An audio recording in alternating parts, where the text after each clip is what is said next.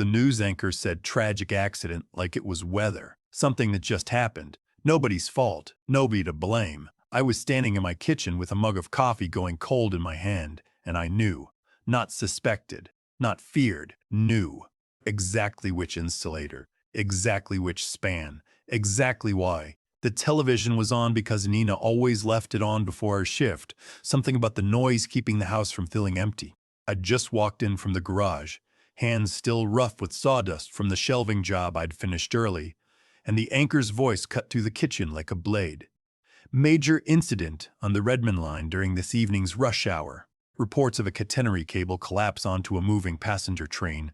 Emergency services are on scene. The mug stopped halfway to my lips. I set it down. I walked closer to the screen. They were showing helicopter footage, grainy, shaking, the kind of footage that would be played on loop for the next week. The train was stopped on the elevated span between Kellogg and Truman stations. The catenary wire sagged across the roof of the third car like a dead snake, black against the silver metal. Sparks had long since stopped. The emergency lights on the train were on, casting everything in a pale, sickly red. I didn't need to see the inspection report. I didn't need a committee or a finding. I knew exactly which insulator had failed because I'd been watching it for 2 years, watching the ceramic glaze crack and creep, watching the stress discoloration spread along the housing, watching the hardware corrode where salt and moisture gathered during the winter sweeps. I knew it the way you know your own child's cough in a crowded room. Span 417. Eastbound trek. The third insulator from the pole on the Kellogg side. The one I'd flagged for replacement in my quarterly report 18 months before I was fired. My hand found the edge of the counter and gripped it. The anchor kept talking. Authorities are reporting multiple casualties. The exact number is not yet confirmed, but sources at the scene describe. I turned the volume off. I couldn't listen to her say accident again. I stood in my kitchen in the quiet and stared at the muted screen and watched the helicopter circle, and I felt something inside me settle into a place I'd been afraid it would go. A deep, hollow, permanent place. Nina found me like that an hour later. She'd seen the news on her phone during her break and driven home without clocking out. She didn't say anything at first. She just stood behind me, pressed her forehead between my shoulder blades, and held on. I said, 18 months. Ray, 18 months ago I handed them a report. Every insulator on that span, every weathering pattern, the failure projection, the timeline. I told them. I told Gerald to his face, I know. People are dead, Nina. She didn't argue. She didn't tell me it wasn't my fault. Not yet. She just held on and let the silence hold both of us. The screen kept showing the same footage on loop. The wire on the roof, the red lights, the emergency vehicles gathered below like a congregation at a funeral. I watched it until I couldn't anymore, and then I turned it off and sat down at the kitchen table and put my face in my hands. And for the first time in my life, I understood what it meant to be destroyed by something you'd spent years trying to prevent. The worst part, the part that would keep me awake for months, wasn't the grief. It was the knowing. I knew exactly which insulator, exactly which span, exactly why. And I had told them, and it had not mattered, not one bit. I want to take you back, before the crash, before the firing, before Gerald Hutchins ever set foot in our district. I want you to see what I saw every day, because without that, none of what follows will make sense. I started on the Catenary maintenance crew when I was 26. 12 years of climbing poles, riding bucket trucks along the elevated spans, running my gloved hands along porcelain and polymer housings, learning to read the story the hardware told. By the time I was 41, I could walk a span of wire the way a doctor reads an X-ray. The other linemen called it Ray's radar. Tomas Reyes, who'd been my partner for 9 years by then, used to tell the new guys, don't ask how he knows. Just watch him, he knows. Here's what I knew, insulators fail. That's not a theory, it's physics. They hold thousands of volts of electrical current suspended in the air, through heat and cold, through salt spray and acid rain, through the vibration of trains passing underneath them every 6 minutes during peak hours. The material degrades. The glaze cracks, moisture gets in, the art path forms, and when the insulator fails, the wire it's holding drops. The question was never if, it was when, and whether you'd be there before the win arrived. 3 years before the crash, I was running Sector 7, the Kellogg to Truman elevated span, one of the oldest stretches on the Redmond line.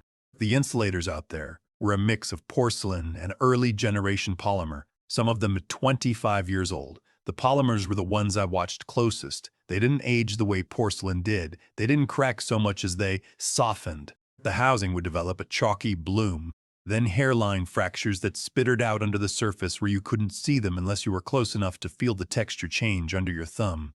I kept a notebook, hand-drawn maps of every span, every insulator position, color-coded by age and condition. Every quarter, I'd update the weathering scores, a system I built myself over years. Nothing official, just mine. 1 through 5. 1 meant pristine. 5 meant replace it yesterday. That winter, 3 years before, I flagged insulator 417 East 3 as a 4, trending to 5. I also flagged 2 others on that same span. I submitted the replacement request, got approval, and on a cold Tuesday in February, Tomas and I swapped all 3 out.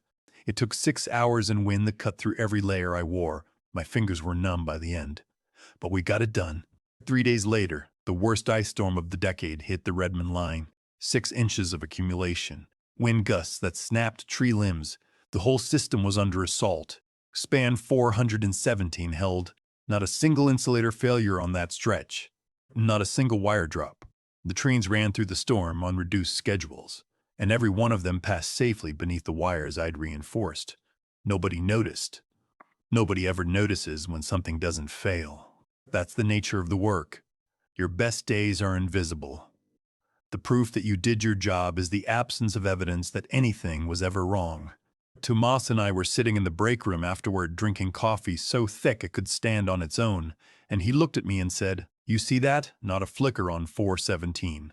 I nodded. "That's your radar," he said. I didn't feel proud. He said I didn't feel proud. I felt steady. The system worked. I'd seen the degradation. I'd made the case. The system had listened, and people got home safe. That was the job. That was all I ever wanted it to be. I didn't know yet that the system was about to change, and that the next time I raised the alarm, no one would be listening. Gerald Hutchins arrived on a Monday in March, and by Wednesday the word optimization was already floating through the district office like a bad smell. He was brought in from the Central Administrative Division, the place I'd never worked, but knew by reputation.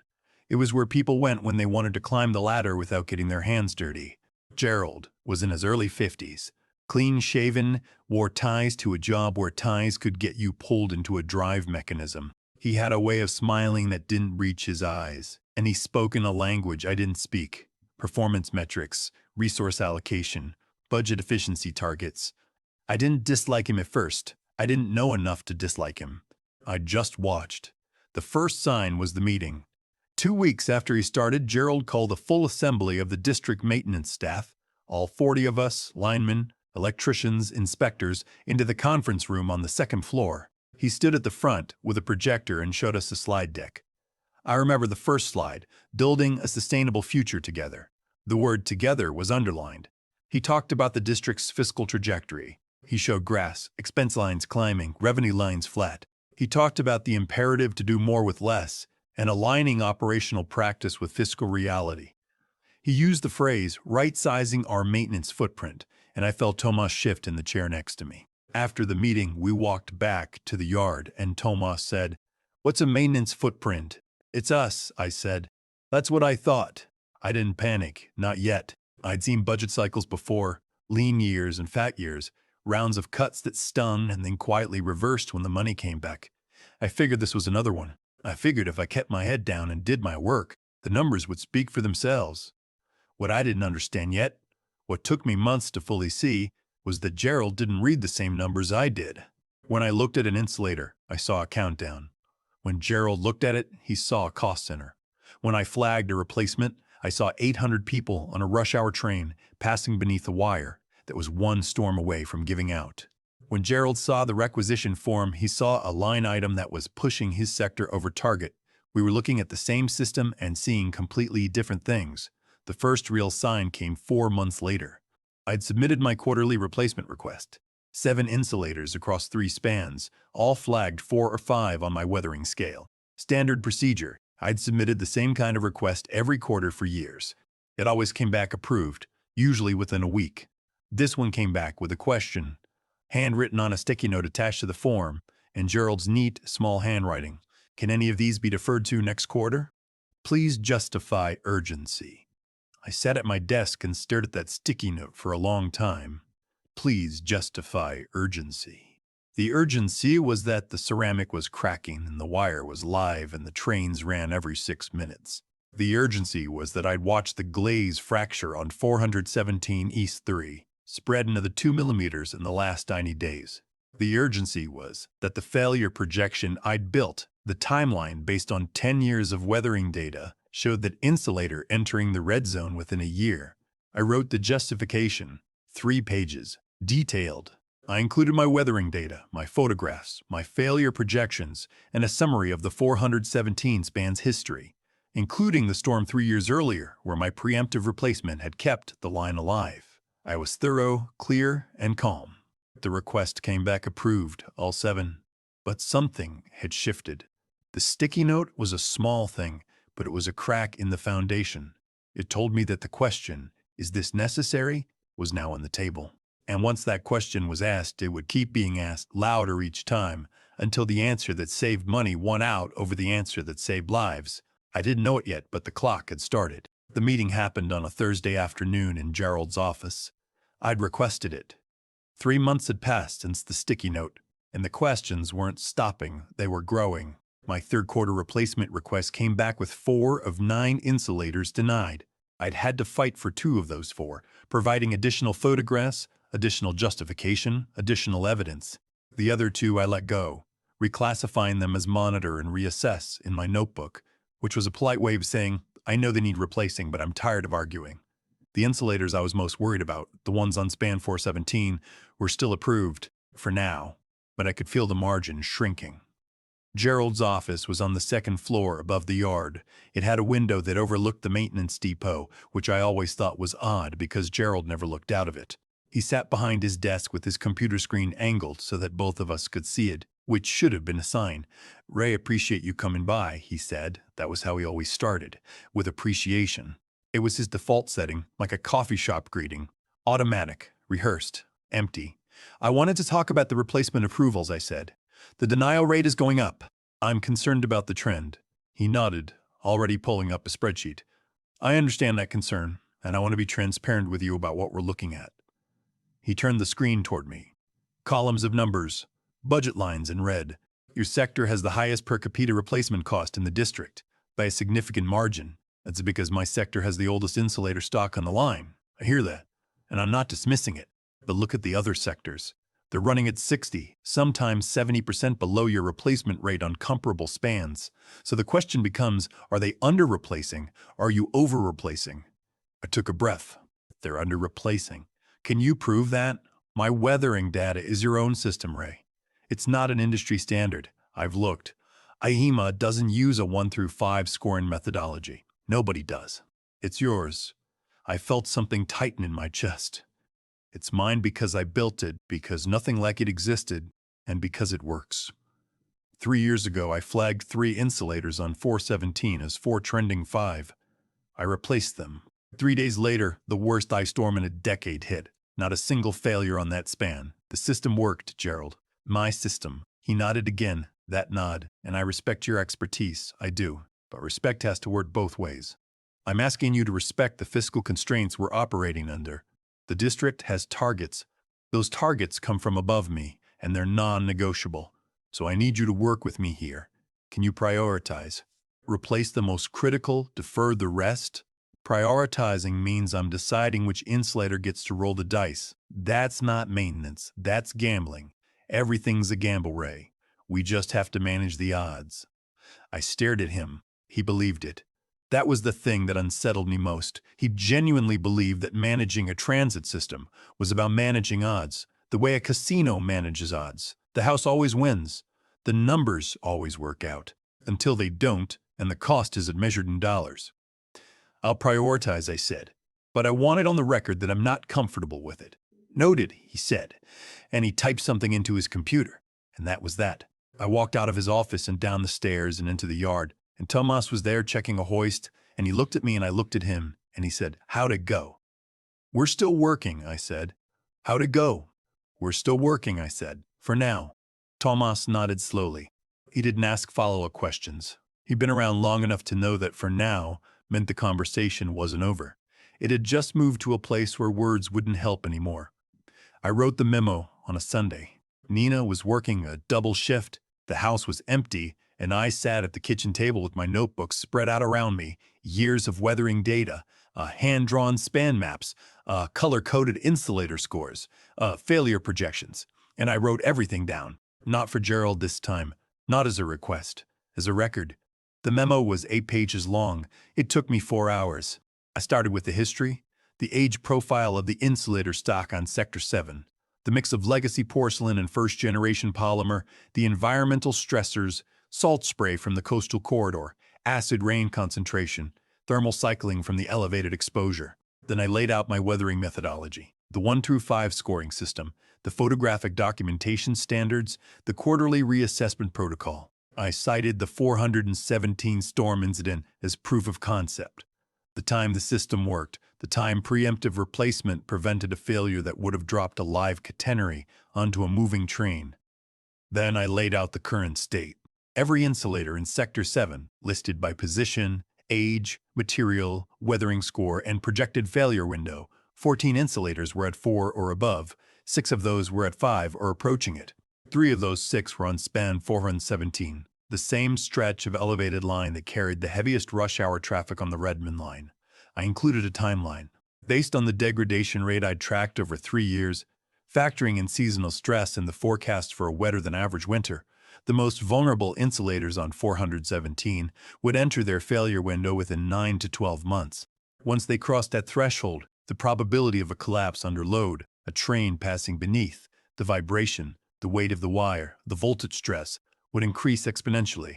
I wrote it clearly. No jargon, no padding, no drama. Just the facts, laid out in order, one brick at a time. The final section was a recommendation, immediate replacement of all 6 critical insulators, with a phased replacement plan for the remaining 8 within the following 2 quarters. Total cost, $47,000. I included a line that I knew Gerald would read.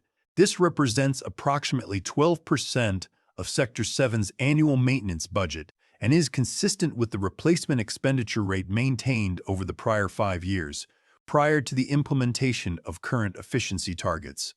That last phrase was as close as I got to pointing a finger. I didn't name Gerald. I didn't need to. The numbers told the story. I printed 2 copies. I kept one. I hand-delivered the other to Gerald's office on Monday morning. He wasn't in yet. He never arrived before 9, so I slid it under his door with a sticky note of my own. Please read before our next meeting. This is urgent, Ray. 3 days passed. No response. I stopped him in the hallway on Thursday. Did you get a chance to read the memo? I did, he said. Thank you for the thoroughness. I appreciate the effort you put into it. And I forwarded it to the district operations team for review. They'll assess it against the current budget framework. Assess it, Gerald, the timeline. I understand your concern about the timeline, Ray. These things have a process. Processes don't stop a wire from dropping. He looked at me, really looked at me, for the first time in that conversation, and I saw something flicker behind his eyes.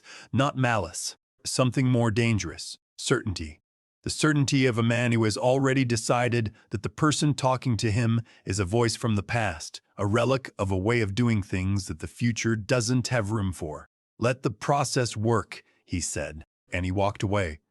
I stood in that hallway and I felt the same thing I'd felt in my kitchen the day I saw the news, that hollow, settling weight.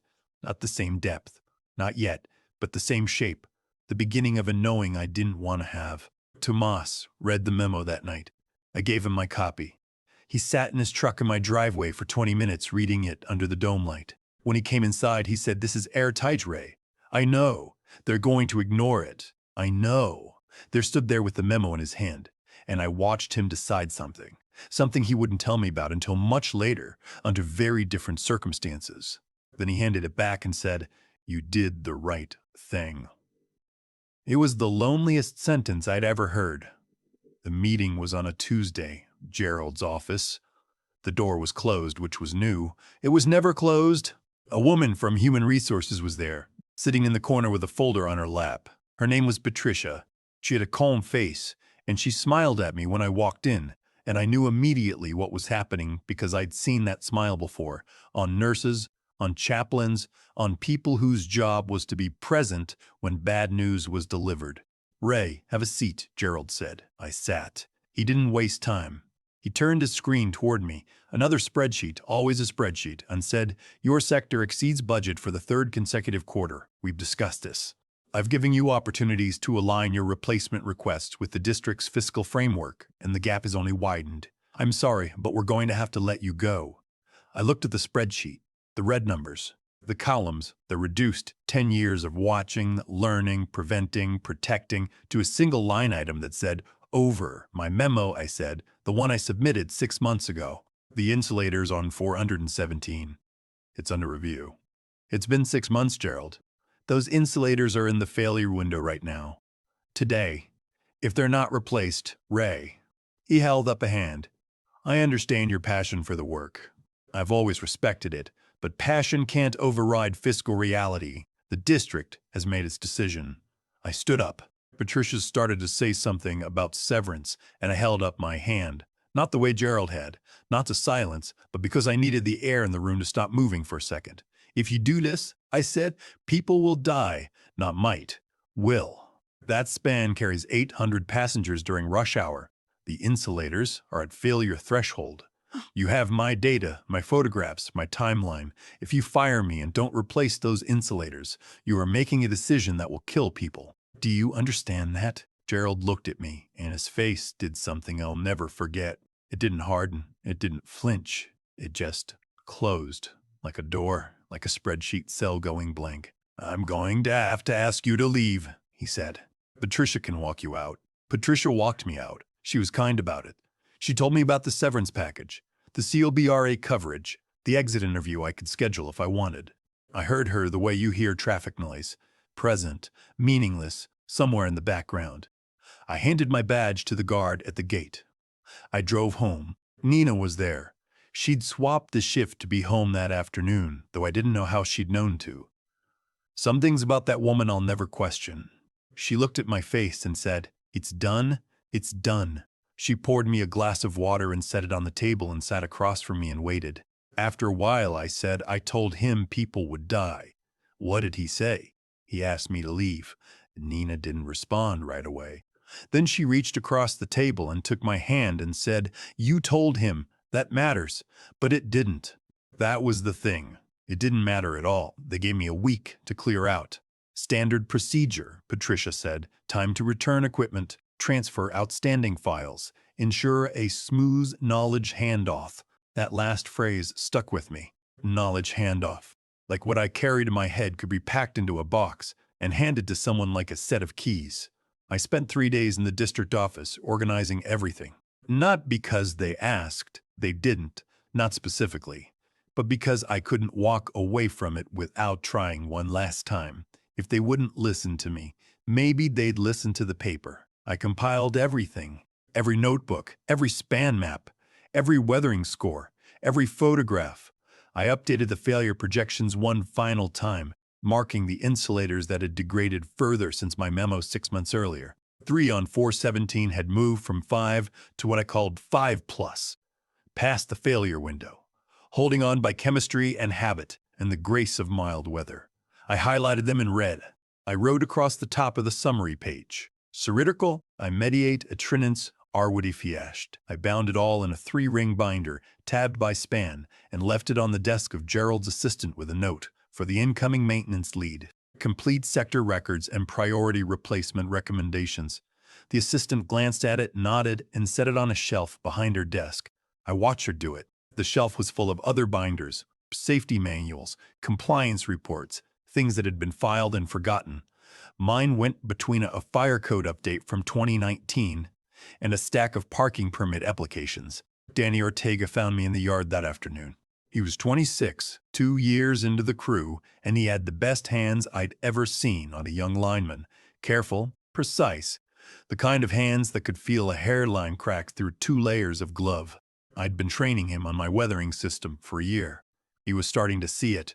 Not the way I saw it, not yet, but the outlines were there. "Ray," he said, walking up to the truck where I was loading my personal tools.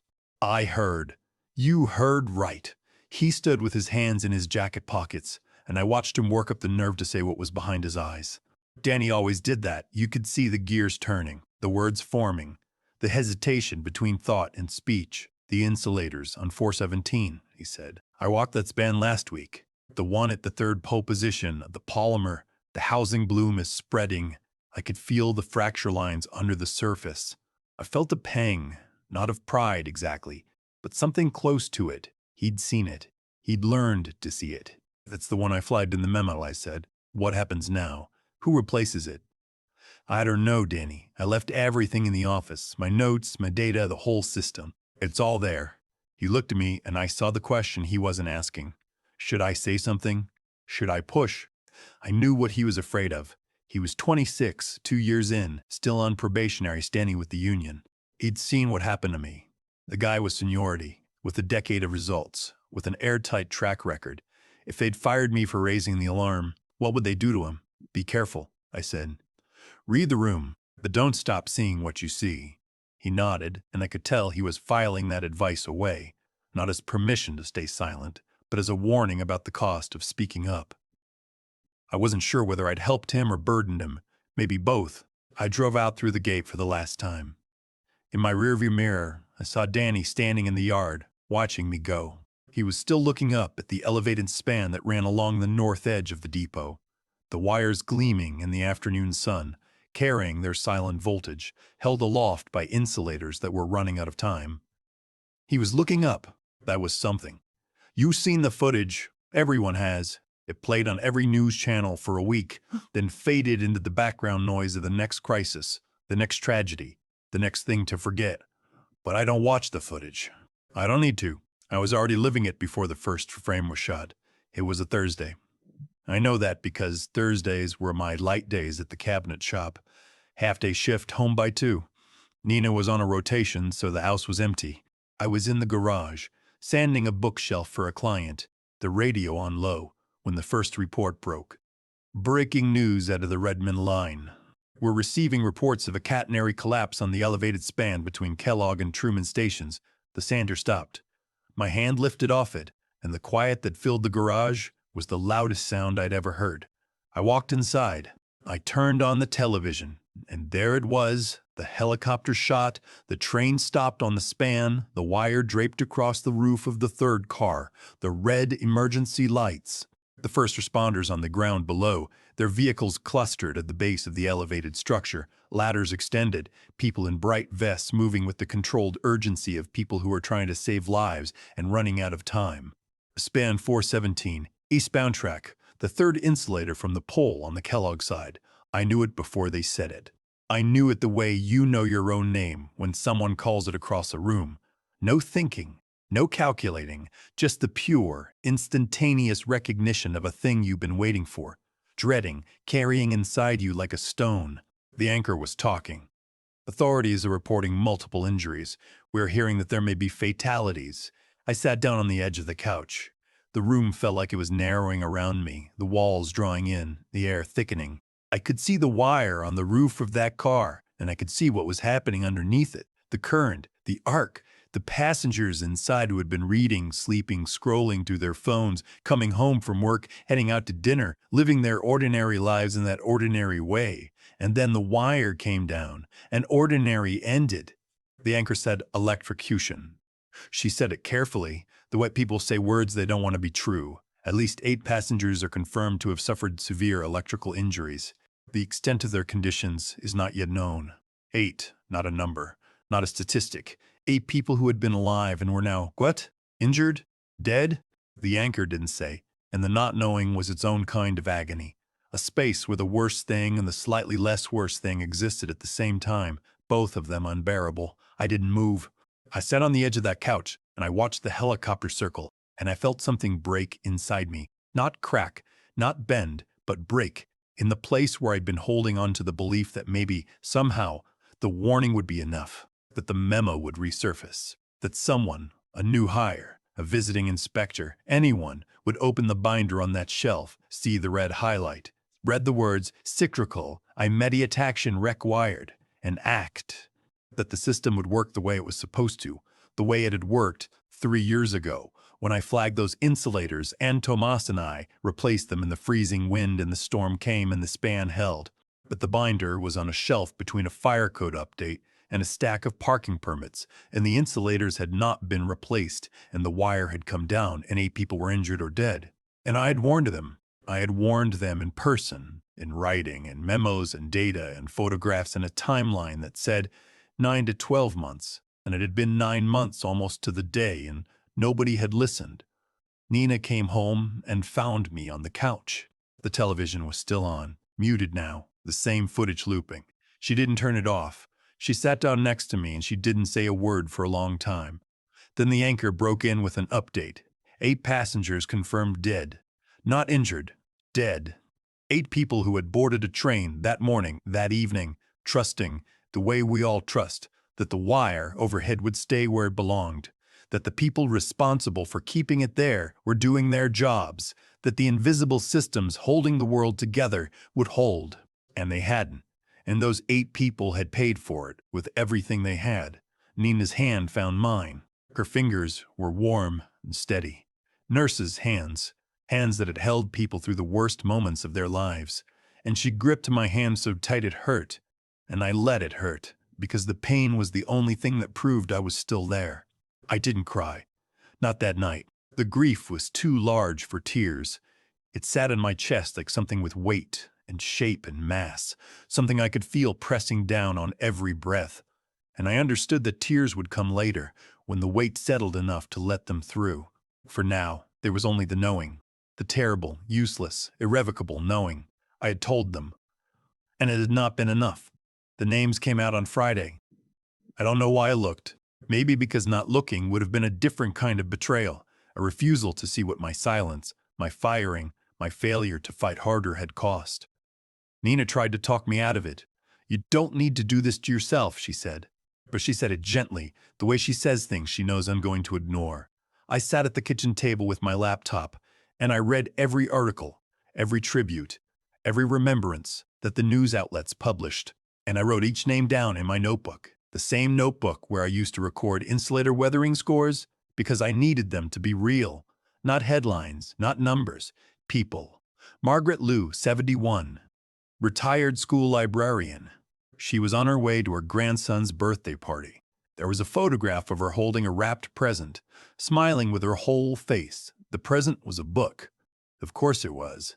David Okonkwo, 38, cardiac nurse at St. Francis. He'd just finished a 12-hour night shift and was heading home to his wife and 2 daughters.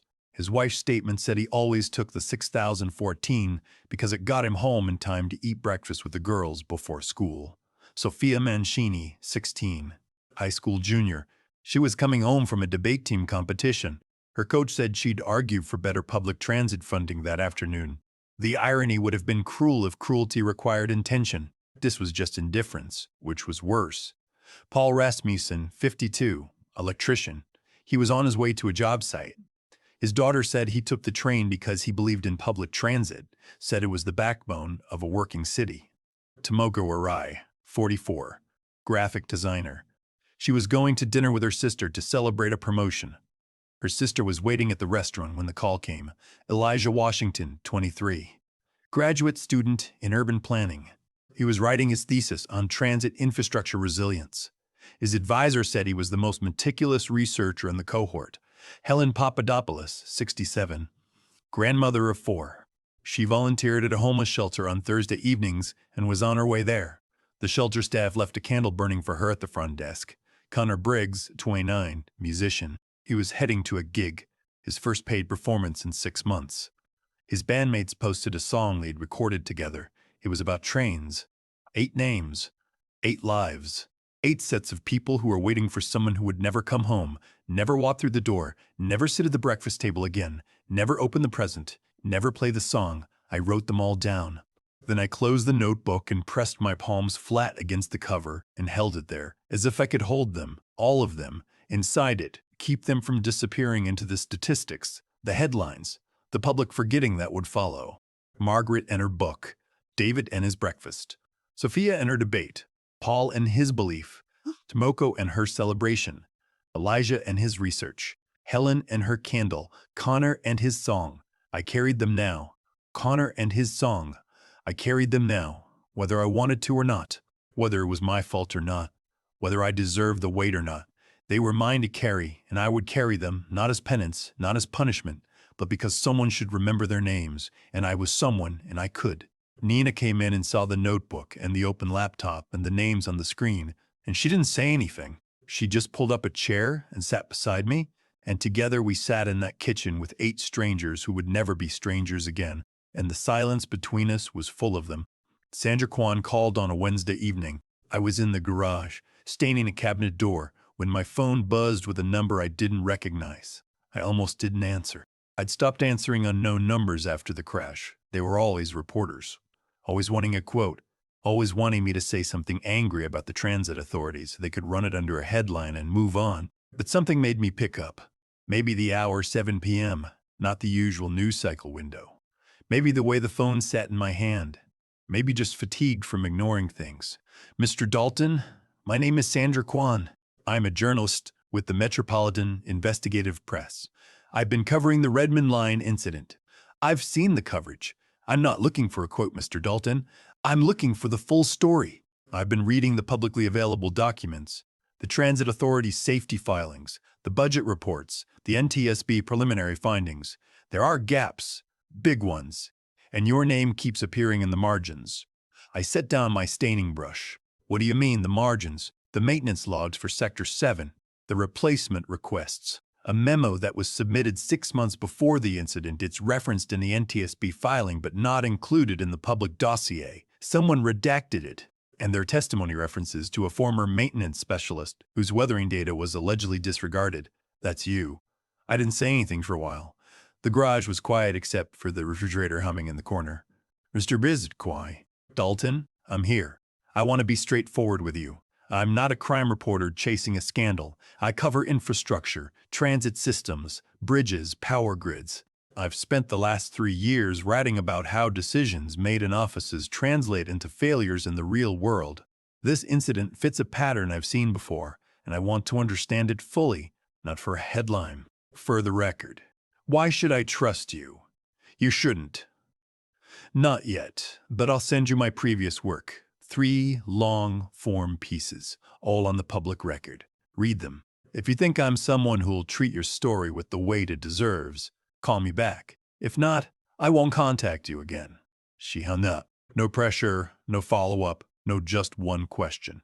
I stood in the garage with the phone in my hand and the smell of wood stain in my nose, and I felt something I hadn't felt since before the crash.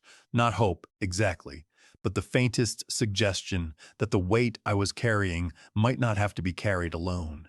I read her articles that night. One was about a bridge collapse in the Midwest. A structural engineer had flagged corrosion in the support cables 2 years before the failure and been reassigned. Another was about a water treatment plant, where technicians' warnings about chemical storage had been ignored until a leak forced an evacuation. The third was about a power grid failure during a heat wave. Load forecasts had been submitted and dismissed, and 14 people died in a nursing home that lost air conditioning for 3 days. The pattern was there, clear and deliberate. She wasn't chasing outrage. She was documenting the distance between knowledge and action, the space where people who knew what was coming tried to tell someone and found no one listening. I called her back the next morning. We met at a diner near the highway, halfway between my house and her office. She was younger than I expected, 36 maybe, with a notebook that she filled in a handwriting so small it looked like a secret code. She didn't record the conversation. She just wrote and listened and asked questions that proved she'd done her homework. She already knew about the budget cuts. She already knew about Gerald's efficiency targets. She already knew that the reactive maintenance budget line had appeared in the district's quarterly report 3 months before the crash. What she didn't know, what no one outside the district knew yet, was what had happened to the money. I've been tracking the budget line, she said, flipping back through her notebook. The savings from your sector, roughly $47,000 per quarter, based on the cut replacement requests. They don't show up in any reactive maintenance allocation. There is no reactive maintenance program. It doesn't exist. Then where did it go? That's what I'm trying to find out. I filed a public records request for the district's internal accounting. They're fighting it. That tells me something. It tells you they're hiding something. It tells me they know the answer matters. She looked at me steadily. I need your documentation, Ray. Your memo, your weathering data, your notebooks, whatever you kept. And I need you to be willing to talk to the NTSB investigators formally, on the record. They've been trying to reach you. They know where I live. They do. But they told me off the record that they've been getting stonewalled by the district. The transit authorities providing documents selectively. Your memo was removed from the file they submitted.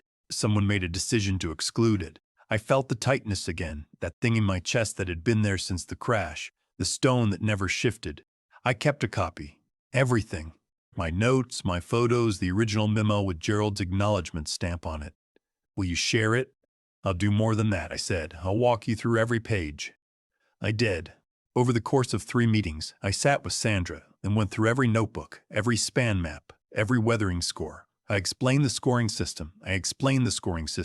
The degradation patterns, the failure projections. I showed her the photographs, the hairline fractures in the polymer housings, the glaze cracking on the porcelain, the corrosion patterns that only made sense if you'd been watching them change over time. She listened. She asked questions. She wrote everything down. And then she said something that changed the course of everything that followed. There's a hearing next month. The Transit Safety Board is convening an inquiry. I've confirmed that Tomas Reyes has agreed to testify. Tomas! I hadn't spoken to him since the day I left. He'd called twice after the crash and I hadn't picked up. Not because I blamed him, but because I didn't know what to say to a man who'd stood next to me for 9 years and watched me walk out and said nothing. He wants to talk to you, Sandra said. He asked me to tell you that. I nodded, but I didn't call him that night. Or the next. It took me 4 days to pick up the phone, and when I did, the first thing he said was, Ray, I'm sorry. You don't owe me an apology. I do. I was there. I saw the same things you saw. And when they fired you, I kept my head down. I told myself it wasn't my fight. I told myself you'd find another way. His voice cracked, the first time I'd ever heard it crack in 10 years. I was wrong, and 8 people are dead, and I've been carrying that every day since. You're testifying. I'm testifying. I'm telling them everything. What we saw, what you warned, what Gerald said, what they ignored, all of it. I closed my eyes. Thank you, Tomas. Don't thank me. I should have done it a year ago. The hearing was held in a municipal building downtown, a room with fluorescent lights and a long table and chairs that faced a panel of 3 board members seated behind a raised bench. It looked like a courtroom, but wasn't one. There would be no verdict, no sentence, no judge, just findings, a report that would say what happened and why, and who, if anyone, was responsible. I sat in the gallery with Sandra 2 rows behind me. Nina was beside me. She'd taken the day off. The first personal day she'd taken in a year. She hadn't asked if I wanted her there. She'd just said, I'm coming, and that was that. Tomas testified first. He walked to the front of the room in his work clothes. He'd come straight from the yard, still in his high-vis jacket, and he sat down and raised his right hand and swore to tell the truth. And then he did. He told them about the weathering patterns, about the scoring system I'd built, about the insulators on 417 that we'd both watched degrade over 2 years, about the memo I'd submitted and the meeting where I'd warned Gerald directly. And then he told them about the moment I was fired, the ultimatum I'd delivered in Gerald's office. He said, if you do this, people will die, not might. Will, Tomas said, and his voice was steady, but his hands weren't, and I saw them gripping the armrests of his chair. Gerald asked them to leave. Patricia from HR walked him out, and I stood there in the yard and watched him go, and I didn't say a word. One of the board members, a woman with gray hair and reading glasses, leaned forward. Mr. Reyes, why didn't you report your concerns after Mr. Dalton's termination? Tomas was quiet for a long moment. Because I'd just watched them fire the man who raised those concerns. I was 52 years old. I had a mortgage. I had a daughter in college. I was afraid. He swallowed. That's not an excuse. It's a reason. And it's the worst reason I've ever had for doing nothing. The room was still. I felt Nina's hand on my arm, steady and warm. Then it was Gerald's turn. He walked to the front in a suit. Not a tie this time, I noticed. Just an open collar, like he wanted to appear less formal, more human. He sat down and he answered the board's questions with the same language he'd always used: fiscal stewardship, budget alignment, operational efficiency. He said that the district had made a data-driven decision to transition from proactive to reactive maintenance, a model used by several peer systems nationwide. He said that the failure was an unforeseeable convergence of environmental factors: the weather, the load, the timing, and that no maintenance protocol, proactive or otherwise, could have guaranteed prevention. He was smooth, prepared. His spreadsheets were projected on the wall behind him, and they showed exactly what he wanted them to show: declining costs, improving efficiency metrics, a district that was turning the corner on fiscal sustainability. And then one of the board members asked a question that wasn't on Gerald's script. "Mr. Hutchins, can you identify the budget allocation for the reactive maintenance program that replaced the proactive approach?" Gerald paused. It was small, barely a beat, but I saw it, and Sandra saw it, and the board saw it. "That would be under the General Operations Fund," he said. "Could you be more specific?" "Which line item?" "The General Operations Fund encompasses a range of maintenance-related expenditures. Mr. Hutchins, the board has reviewed the district's financial filings for the period in question. There is no line item for reactive maintenance. There is no dedicated allocation of any kind. The savings generated by the reduction in proactive replacements, approximately $188,000 over 4 quarters, appear to have been absorbed into the general fund. Can you explain how those funds were deployed?" Gerald's face didn't change, but his hands, did they move to the table, flat, pressing down, as if he was trying to hold something in place.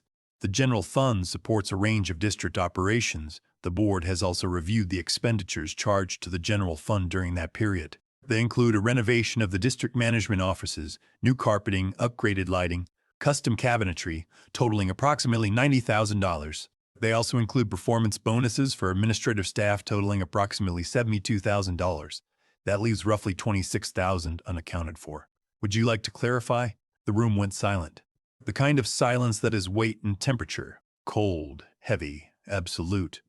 Gerald opened his mouth, closed it, opened it again. "Those expenditures were approved through standard procurement processes." "That's not what I asked, Mr. Hutchins.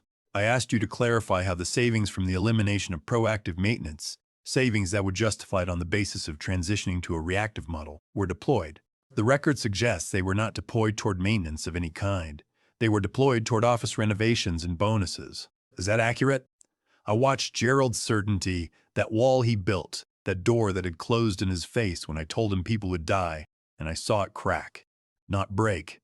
Not yet. But crack, the way the polymer housings cracked, slowly from the inside where the stress had been building all along. The district's financial decisions were made in accordance with Mr. Hutchins. Is it accurate that the savings from the maintenance cuts went to renovations and bonuses?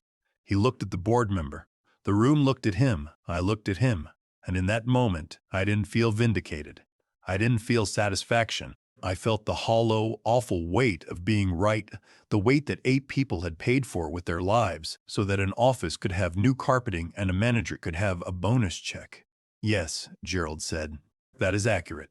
Then it was my turn. I walked to the front of the room, and I sat down, and I raised my right hand, and I swore to tell the truth, and then I opened my notebook, the one with the weathering scores and the names, and I told them everything, every insulator, every span, every warning, every word. And when I was done, I looked at Gerald across the room, and he looked at me, and I saw something in his face that I'd never seen before. Not anger, not defiance, not even shame. Bewilderment. The genuine, uncomprehending bewilderment of a man who was only now, in this moment, beginning to understand that the numbers on his spreadsheets had been made of people all along. They offered me my job back. The letter arrived on a Tuesday, official transit authority letterhead, a formal signature, a paragraph expressing regret for the circumstances of your separation and the district's sincere interest in your return. There was a salary figure that was higher than what I'd been making before, a new title, a note about rebuilding the proactive maintenance program under your leadership. I read it twice. Then I set it on the kitchen table and stared at it for a long time. Nina came home and saw it. She didn't ask what it said. She could tell from the letterhead. She just sat down across from me and waited. They want me back, I said. What are you going to do? I picked up the letter. I turned it over as if the answer might be on the back. It wasn't. I'm going to say no. She nodded slowly, not surprised, not relieved. Just present, the way she'd been present through all of it. Steady, honest, there. It's not the same system, I said. It's the same system that fired me for doing my job. The same system that took the money and put it into carpeting and bonuses. Gerald is gone, but the structure that made Gerald isn't. If I go back, I'm telling them that what they did is forgivable. That a raise and a title wipe out 8 lives. It doesn't, she said. No, it doesn't. I wrote my response that night. Short, polite, final. I thanked them for the offer. I declined. I did not explain why, not because I owed them silence, but because they already knew, and the explanation was in every page of the memo they buried, every line of the data they'd ignored, every name of every person who didn't come home. I sealed the envelope and set it by the door and went to bed, and for the first time in months, I slept through the night. The next morning, I drove to the overpass on Kellogg Road. It was early, just past dawn, the light thin and gold, the kind of light that makes everything look like it's been washed clean. I parked on the shoulder and got out and walked to the railing and looked down at the tracks below. The new insulators were in place. I could see them. Fresh polymer housings, clean hardware, the ceramic gleaming where the morning light caught it. The wire ran taut and level between the poles, humming faintly with the current, carrying its invisible voltage the way it was supposed to, the way it always should have. A train passed beneath me, the 6014 eastbound. I could see the passengers through the windows, backlit, reading their phones, sipping coffee, leaning against the windows with their eyes closed. Ordinary people on an ordinary morning, trusting that the wire overhead would stay where it belonged. The train disappeared around the curve. The wire hummed. The insulators held. I reached into my jacket pocket and pulled out my notebook, the one with the weathering scores and the names. I opened it to the page where I'd written them down, all those months ago, sitting at my kitchen table with the laptop open and the grief pressing down on my chest. Margaret, David, Sophia, Paul, Tomoko, Elijah, Helen, Connor. I read each name, not out loud, just with my eyes, my breath, the quiet interior voice that speaks only to the people you carry inside you. Then I closed the notebook and put it back in my pocket, where it would stay, every day, from now on, for as long as I had days left. I looked up at the wire one more time. It hummed. It held. That was the best it could do, and it was enough, and it should have been enough all along. I got back in my truck and drove home.